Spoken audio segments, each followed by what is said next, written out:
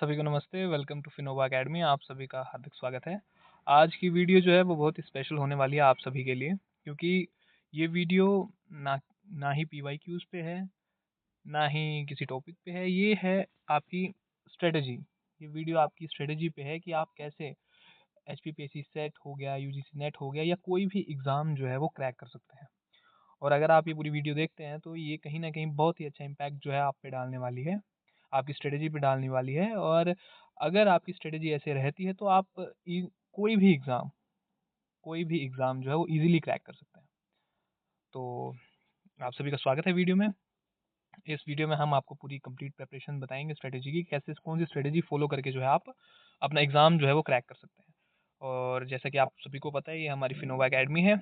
ये फिनोवा academy channel को, हमारा यूट्यूब चैनल है, इसे लाइक करें, शेयर करें वीडियो को, चैनल को सब्सक्राइब करें। और इसके अलावा ये है कि ये डेडिकेटेड कोचिंग इंस्टीट्यूट है, मतलब ऑनलाइन हम पढ़ाने की कोशिश कर रहे हैं यूजीसी नेट और एचपीपीएससी सेट। आने वाले टाइम में आपको ऑफलाइन क्लासेस भी देखने को मिलेंगी, लेकिन फ़िलहाल के लिए जो है अभी हम ऑनलाइन ही पढ़ा रहे हैं। इसके अलावा जो है आपको concept based and result oriented preparation करवाई जाएगी। उसके अलावा हमारे पास एक्सपर्ट फैकल्टी है। उसके बाद जो है हम जो भी कंटेंट प्रोवाइड करते हैं वो एग्ज़ाम फ़ोकस्ड है और ट्रस्ट करते हैं लोग। इसके अलावा चलो वीडियो शुरू करते हैं। तो अगर मैं बात करूँ एचपीपीएससी सेट और यूजीसी नेट की, तो इनका सिलेबस ऑलमोस्ट सेम है। एचपीपीएससी सेट और यूजीसी नेट में बस ये हो सकता है कि क्वेश्चंस को जो पूछने का तरीका है वो दोनों का अलग-अलग है। यूजीसी नेट जो है ना, वो एक्चुअल में जो एग्ज़ाम है आपका, वो first of all CBT mode पे होता है, कंप्यूटर बेस्ड टेस्ट होता है ना। तो इस टेस्ट में आपको 3 घंटे का ये टेस्ट रहता है और इस सीबीटी मोड के टेस्ट में आपको 150 क्वेश्चंस वो देखने को मिलते हैं। और एक क्वेश्चन जो है वो 2 नंबर का होता है। तो आपका पेपर जो हो गया 300 मार्क्स का आपका जो है ओवरऑल पेपर होता है।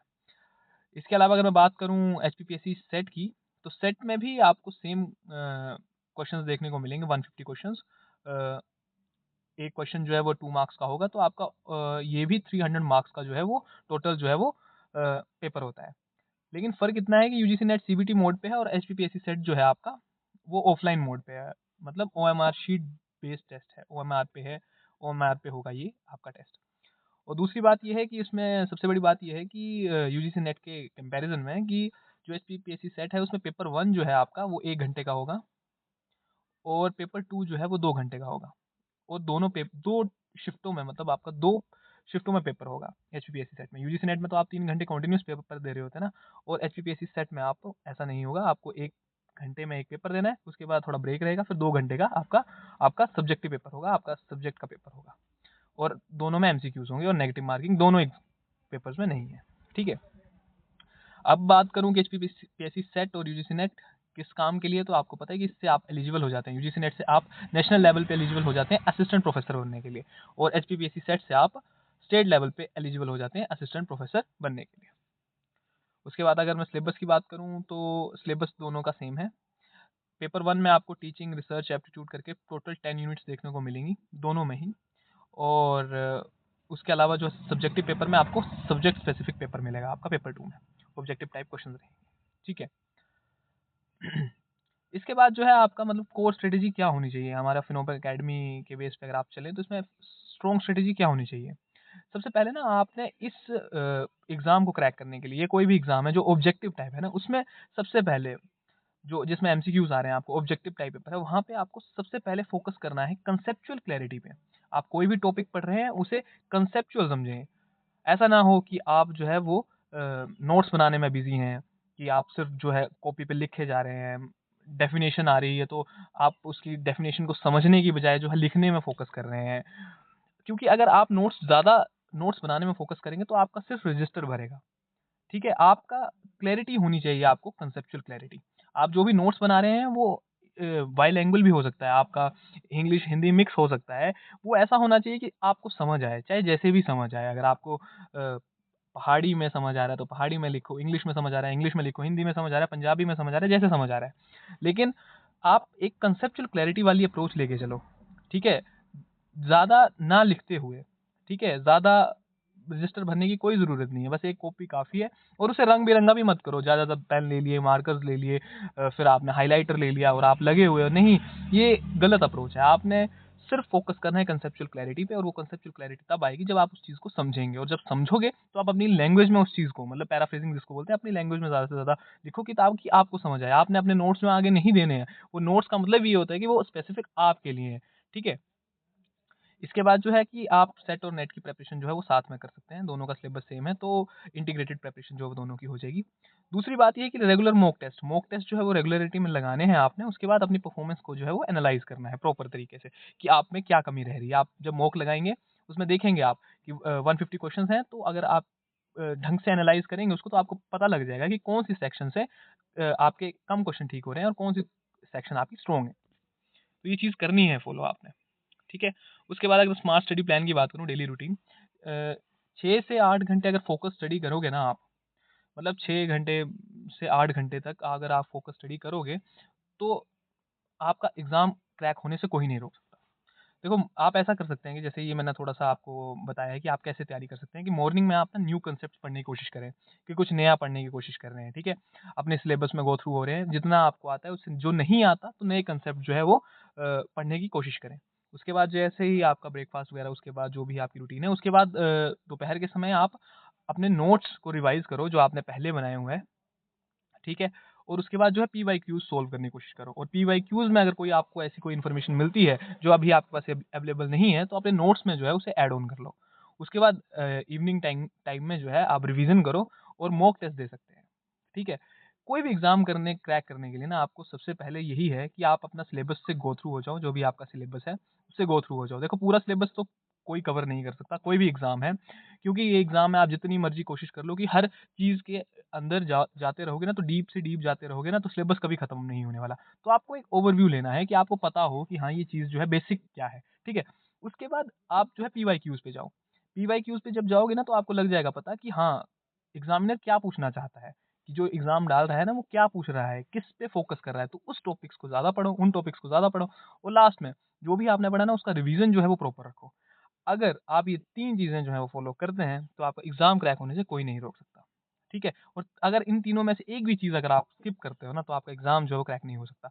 अगर आप सिलेबस पे सिलेबस पढ़ते जाएँगे ना, और पीवाईक्यूज़ और एमसीक्यूज़ नहीं सॉल्व करेंगे, अपना रिवीज़न नहीं करेंगे, तो भी आपका एग्ज़ाम नहीं निकलेगा। या हो सकता है कि आप नए कांसेप्ट नहीं सीख रहे हैं, टोटली रिवीज़न कर रहे हैं और बस, तब भी आपका एग्ज़ाम नहीं निकलेगा, क्योंकि आपको फ़ैमिलियर होना पड़ेगा। नए टॉपिक्स भी आ रहे हैं, धीरे-धीरे जो है अब नया-नया ट्रेंड आ रहा है, नई-नई चीज़ें आ रही हैं, तो वो सारी चीज़ें जो है आपको साथ में लेके चलनी पड़ेंगी। देखो, आपको ना किसी भी चीज़ में माहिर नहीं बनना है, मतलब एक्सपर्ट तो कोई नहीं बन सकता, हर रोज़ कोई ना कोई कुछ ना कुछ सीखता है। अब हो सकता है कि जिन्होंने 2014-15 में एग्ज़ाम क्रैक किया था, ये हो सकता है 16 में क्रैक किया है, 17 में क्रैक किया है, तो हो सकता है कि वो आज के टाइम में एग्ज़ाम दें, या मैं अपनी ही बात कर लूँ कि 2024 में जब ये एग्ज़ाम हुआ तो मैंने क्रैक किया था। अगर मैं आज देने की कोशिश करूँ, और अगर मैं प्रॉपर गाइडेंस के साथ या प्रॉपर स्ट्रैटेजी के साथ नहीं पढ़ता हूँ, तो मेरा एग्ज़ाम भी नहीं निकलेगा, आज के टाइम में नहीं निकलेगा। क्योंकि अब चीज़ें जो हैं वो वैसी नहीं रही हैं, आपके पास कंटेंट अनलिमिटेड है, और आप जो है वो कहीं बैठे भी तैयारी कर सकते हैं। इसके अलावा आपके पास जो है वीडियोज़ अनलिमिटेड हैं, आप कहीं भी जाओगे देखोगे बहुत ज़्यादा कंटेंट है। तो ये है कि अगर आप आज के टाइम में जो है आपको सही स्ट्रैटेजी नहीं पता होगी ना, तो आप इन चीज़ों में भटकते रह जाओगे। बड़े सारे लोग क्या करते हैं कि आज इस यूट्यूब चैनल से पढ़ लिया, फिर उस बुक से पढ़ लिया, फिर उस बुक से पढ़ लिया, और वो जो है ना वो कंटेंट ही इकट्ठा करते रहते हैं कि मैं यहाँ से पढ़ लूँगा, वहाँ से पढ़ लूँगा, वहाँ से भी पढ़ लूँगा, और एट लास्ट में उनका एग्ज़ाम कभी नहीं निकलता। क्योंकि आप जो है वो कंटेंट ही पढ़े जा रहे हैं। देखो, टीचिंग एप्टीट्यूड मैं पढ़ाऊँ या कोई और पढ़ाए या कोई और पढ़ाए, आप तीनों में से देख सकते हैं। अगर मुझसे नहीं पढ़ना है, कोई और टीचर देख लो, वो टीचर आपको हो सकता है और अच्छा पढ़ाए। तो अगर आपको वो टीचर पसंद आता है, तो ऑब्वियस है कि उसी की ही वीडियोज़ देखो। अगर आप ऐसे भटकोगे ना कि मैं आज थोड़ा बहुत यहाँ से पढ़ लेता हूँ, थोड़ा बहुत वहाँ से पढ़ लेता हूँ, तो आपका एग्ज़ाम नहीं निकलेगा, ठीक है? तो सबसे पहले ये कि अपने कंटेंट को जो है ना, वो लिमिटेड करो। लिमिटेड इन द सेंस कि एक प्रॉपर चैनल पकड़ लो, ठीक है? कि उसी की ही वीडियोज़ देखूँगा। उसके अलावा एक ही टीचर को फ़ॉलो करो और उसी का ही कंटेंट पढ़ो। कंटेंट सारा सेम है, और जैसे आपने वो मूवी देखी ना, चांदनी चौक टू चाइना, अगर आप में से किसी ने देखी है, तो उस मूवी में वो बोलता है ना कि मेरे को उन मूव्स से कोई खतरा नहीं है कि जो आपने अभी प्रैक्टिस की है। मेरे को उस एक सिंगल मूव से खतरा है जो बचपन से आपने सीखी है। तो बस वही है कि वो मैटर नहीं करता कि आपने कितनी जगहों से पढ़ा है। बस ये मैटर करता है कि आपने एक ही जगह पकड़ी थी और एक ही जगह से आपने उसको कितनी बार पढ़ा है। ठीक है? तो ये स्ट्रैटेजी है ये भी पेपर क्रैक करने की। उसके अलावा अगर मैं कॉमर्स और मैनेजमेंट वगैरह की बात करूँ कि इनमें ना ज़्यादातर कंसेप्ट, थ्योरीज़ और थिंकर्स के बारे में पूछा जाता है। तो आप ये है कि फ़ॉर्मूला बेस्ड शॉर्ट नोट्स बता सकते हैं, बिज़नेस फाइनेंस, बिज़नेस इकोनॉमिक्स में वहाँ पे आप formula based short notes, statistics है आपके पास, तो वो यूनिट है तो उनको आप फ़ॉर्मूला बेस्ड शॉर्ट नोट्स बना सकते हैं। उसके अलावा केस स्टडी या न्यूमेरिकल को पीवाईक्यूज़ जो है वो पढ़ सकते हैं, रेगुलर रिवीजन कर सकते हैं चार्ट्स के थ्रू। तो ये आप जो है ये कंसेप्ट, थ्योरीज़ और थिंकर्स के बारे में ये स्ट्रेटजी अपना सकते हैं कॉमर्स एंड मैनेजमेंट वाले। उसके अलावा मैंने कोशिश की है पॉलिटिकल साइंस वाले, तो पॉलिटिकल साइंसेज़ में भी आपको देखते हैं कि पॉलिटिकल थिंकर्स हैं, आइडियोलॉजीज़ हैं, तो उनके बारे में पढ़ना पड़ता है आपको। कॉन्स्टिट्यूशनल आर्टिकल्स एंड थ्योरीज़ के बारे में कंपैरेटिव टेबल्स बना सकते हैं, आंसर फ्रेमिंग प्रैक्टिस कर सकते हैं। तो ये सारी स्ट्रेटजीज़ हैं, अलग-अलग सब्जेक्ट के अलग-अलग स्ट्रेटजी हैं, लेकिन पेपर 1 सबका सेम रहता है, इसीलिए हम ज़्यादा फोकस पेपर 1 पे करते हैं। उसके बाद जो है हिस्ट्री और सोशियोलॉजी की बात करूँ तो आप जो है टाइमलाइन बेस्ड प्रिपरेशन कर सकते हैं, ठीक है? उसके अलावा थिंकर, सोर्स और पर्सपेक्टिव्स एक जगह लिख सकते हैं, डायग्राम्स यूज़ कर सकते हैं, फ्लो चार्ट्स यूज़ कर सकते हैं, इंडियन कॉन्टेक्स्ट के एग्ज़ाम्पल्स भी साथ में लिख सकते हैं। उसके अलावा हमारी जो ये कुछ मतलब स्ट्रैटेजी थी, आप मतलब देख सकते हैं हर किसी की स्ट्रैटेजी है। देखो स्ट्रैटेजी सबकी हर एग्ज़ाम को क्रैक करने की एक ही है कि सबसे पहले आप सिलेबस का ओवरव्यू लो, उसमें थोड़ा-सा मतलब उसको समझने की कोशिश करो, ठीक है? उसके बाद जो है पीवाईक्यूज़ देखो, पीवाईक्यूज़ लगाओ और साथ में जो है आप ज़्यादा से ज़्यादा रिवीज़न करो। अगर आप ये सारी चीज़ें फ़ॉलो करेंगे तो आपका एग्ज़ाम डेफ़िनिटली निकलेगा ही निकलेगा। उसके अलावा ना जैसे नोट्स की बात करते हैं कि नोट्स मेकिंग स्ट्रैटेजी क्या होनी चाहिए? देखो सबसे पहले ना शॉर्ट होने चाहिए आपके नोट्स। सिलेबस के ओरिएंटेड होने चाहिए नोट्स। ये नहीं है कि अगर आप टीचिंग एप्टीट्यूड पढ़ने लगे तो टीचिंग एप्टीट्यूड ही पढ़े जा रहे हैं, उसके अलावा और कुछ पढ़ ही नहीं रहे हैं। तो आपको वो चीज़ भी ध्यान में रखनी पड़ेगी कि आप जो भी नोट्स बना रहे हैं ना वो शॉर्ट हों, क्रिस्प जो बोलते हैं ना कि समझने में ईज़ी हों और आपको समझ आ जाएँ। ये ना हो कि आपने लिखे और आप ही को समझना है बाद में, ठीक है? ज़्यादा से ज़्यादा आप डायग्राम्स यूज़ कर सकते हैं, फ्लो चार्ट्स यूज़ कर सकते हैं, ठीक है? कीवर्ड्स को हाइलाइट कर सकते हैं, ठीक है? जो भी स्कॉलर्स हैं मेन जो आपको याद नहीं रहते उनको हाइलाइट कर सकते हैं। उसके बाद जो है आप पीवाईक्यूज़ भी ऐड कर सकते हैं आफ्टर एवरी टॉपिक क्योंकि जो पीवाईक्यूज़ आपको जैसे लग रहा है ना कि ये यूनिक है, ये मुझे समझ नहीं आ रहा है या कुछ इसके अलावा, तो वो आप अपने नोट्स में भी जो है वो ऐड कर सकते हो। तो ये स्ट्रैटेजी है एक इफेक्टिव नोट्स मेकिंग स्ट्रैटेजी। ये नहीं है कि आप बड़े-बड़े मतलब डेफिनेशंस पे डेफिनेशन एक पैराग्राफ लिखे जा रहे हो और अपना रजिस्टर भरते जा रहे हो क्योंकि वो रजिस्टर आपका कभी आप रिवाइज़ कर ही नहीं पाओगे। रिवीजन का मतलब ये होता है कि शॉर्ट एंड सिंपल जितनी चीज़ें होंगी ना आपके पास, उतना ज़्यादा अच्छा रिवीजन होगा आपका। ठीक है? उसके बाद रिवीजन और टेस्ट की स्ट्रेटेजी क्या हो सकती है आपकी? देखो मल्टीपल रिवीजन करना पड़ेगा आपको बिफोर एग्जाम और वो तभी होगा कि जब आपके नोट्स जो हैं वो शॉर्ट में होंगे और क्रिस्प होंगे और आपको पढ़ने में मज़ा आएगा। अगर आप थ्योरी लिख के बैठ जाओगे ना तो आपका कभी मन नहीं करेगा उनको रिवीजन करने में, ठीक है? उसके बाद ये है कि हफ्ते में एक बार आप फुल लेंथ मॉक टेस्ट लगा सकते हैं। उसके बाद एनालाइज़ ज़रूर करना है वो मॉक टेस्ट लगाने के बाद छोड़ना नहीं कि मार्क्स देख लिए और छोड़ दिए, नहीं। आपने उसे प्रॉपर एनालाइज़ करना है उस मॉक टेस्ट को। अगर आपने वो प्रॉपर तरीके से एनालाइज़ नहीं किया तब आपको अपनी गलतियाँ जो हैं वो नहीं पता लगेंगी। इसीलिए जब मॉक टेस्ट जो है आपने जब भी दिया उसके बाद उसको एनालाइज़ करो। उसके बाद जो है अपनी एक्यूरेसी, ठीक है? कि देखो ज़्यादा पढ़ना वो अलग चीज़ है, ठीक है? लेकिन जो पढ़ा है ना वो गलत नहीं करना, ये सबसे पहले आपका एम होना चाहिए कि जो पढ़ लिया है ना, वो उससे मैं गलत नहीं होने दूँगा भाई। और जो नहीं पढ़ा है, वो तो चलो अभी नहीं पढ़ा है, लेकिन जो पढ़ लिया है ना, वो गलत नहीं होना चाहिए। अगर वो गलत हो रहा है, तो आपको उस चीज़ को इम्प्रूव करने की ज़रूरत है। तो वो भी कहीं न कहीं आपको जब आप मॉक दोगे, तो आपको पता लगेगा कि आप वो चीज़ तो नहीं गलत कर रहे हो, जो आपने पढ़ ली है। ठीक है? तो ये स्ट्रैटेजीज़ हैं आपकी एग्ज़ाम को क्रैक करने की। ठीक है? उसके बाद बाइलिंगुअल एडवांटेज ले सकते हो आप कि मतलब इंग्लिश और हिंदी दोनों का यूज़ करो। अगर आप इंग्लिश मीडियम हो, लेकिन आपको हिंदी में भी कुछ चीज़ें याद रह रही हैं, तो हाँ, तो ठीक है, उसको अपने कम्फ़र्ट के हिसाब से आप जो है उसको लिखें। इंग्लिश, हिंदी वो कम्फ़र्ट के हिसाब से यूज़ कर सकते हैं, ठीक है? और दूसरी बात ये है कि एग्ज़ाम ओरिएंटेड टर्मिनोलॉजी और क्लैरिटी ये होनी चाहिए आपको, फिर चाहे वो किसी भी लैंग्वेज में हो, हिंदी, इंग्लिश, पंजाबी, आपको खुद को समझ आनी चाहिए, ठीक है? और जो नोट्स है ना, वो आपने आगे देने नहीं है किसी को, बस वो नोट्स वैसे होने चाहिए जो जिससे आपको अंडरस्टैंडिंग हो जाए, क्लैरिटी मतलब कांसेप्ट्स की क्लैरिटी हो जाए आपको, ठीक है? और ये हमारा फाइनल मैसेज है फिनोम अकेडमी की तरफ से कि देखो आपको ये 2 चीज़ें जब आप करोगे ना तो सक्सेस 101% आपको मिलेगी। एक जो है वो कंसिस्टेंट रहना है, ये नहीं कि आज 2 घंटे पढ़ लिए, कल कुछ नहीं पढ़े, उसके अगले दिन भी कुछ नहीं पढ़े, फिर 2-3 घंटे पढ़ लिए, नहीं, फिर 1 हफ्ता नहीं पढ़े, फिर 1 महीने, नहीं ऐसा कुछ नहीं करना है, आपने कंसिस्टेंट रहना है कि अगर आप रोज़ ही ना अगर मैं बोल रहा कि आप 4 घंटे भी दोगे ना, रोज़ दोगे, 4 से 3 से 4 घंटे भी रोज़ दोगे ना, तो ऑब्वियस है कि आपकी प्रिपरेशन जो है ना वो आपको ऑटोमैटिकली ही उसमें इम्प्रूवमेंट दिखने को मिल जाएगी।